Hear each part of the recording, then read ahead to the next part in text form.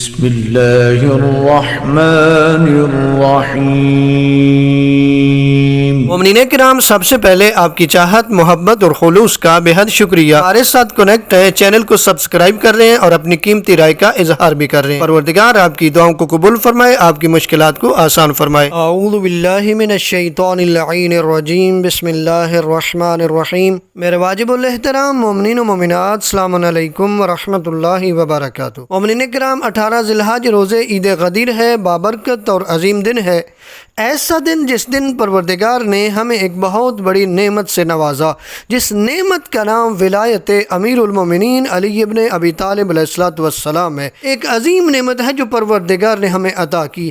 ہمیں بھی چاہیے کہ اس دن خدا کی اس نعمت کا شکر ادا کیا جائے، اور نعمت کے شکر کا بہترین طریقہ یہ ہے خدا کی عبادت کی جائے، یعنی اس دن کے اعمال انجام دیے جائیں۔ اور چونکہ 18 ذی الحج کے اعمال کا اجر ہی بہت زیادہ ہے، اور دیکھیں 18 ذی الحج کے دن اعمال کا کتنا بڑا اجر ہے۔ 18 ذی الحج کے دن اپنے مومن بھائی کو 1 روپیہ دینا دوسرے دنوں میں 1,00,000 روپیہ دینے کے برابر ثواب رکھتا ہے۔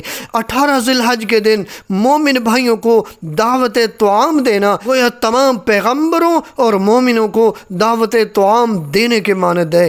کثرت کے ساتھ اس دن صلوات پڑھی جائے، اس خدا کی عبادت کی جائے۔ 18 ذی الحج کے چند ایک اعمال بتانے جا رہے ہیں۔ 18 ذی الحج کے اعمال میں سے ایک بہت ہی عظیم عمل ہے کہ 18 ذی الحج کے دن روزہ رکھا جائے، اور کتنا بڑا اجر ہے اس کا۔ روایت میں ملتا ہے کہ 60 سال کے گناہوں کا کفارہ ہے آج کے دن کا روزہ۔ ایک روایت میں تو یہاں تک ملتا ہے کہ یوم غدیر کا روزہ مدت دنیا کے روزوں 100 حج اور 100 عمرے کے برابر ہے۔ ایک اور عمل 18 ذی الحج کے دن کا، اس دن غسل کرنا ضروری اور باعث خیر و برکت ہے۔ ایک اور عمل 18 ذی الحج کا، اس روز جہاں کہیں بھی ہو خود کو روضہ امیر المومنین علی ابن ابی طالب علیہ السلام پر پہنچایا جائے، یعنی مولا امیر علیہ السلام کے روضے کی زیارت کی جائے۔ 18 ذی الحج کا روز عید غدیر کا ایک بہت ہی عظیم عمل بتانے جا رہے ہیں، جس عمل کی برکت سے آپ کی دنیا و آخرت کی حاجات پوری ہو جائیں گی،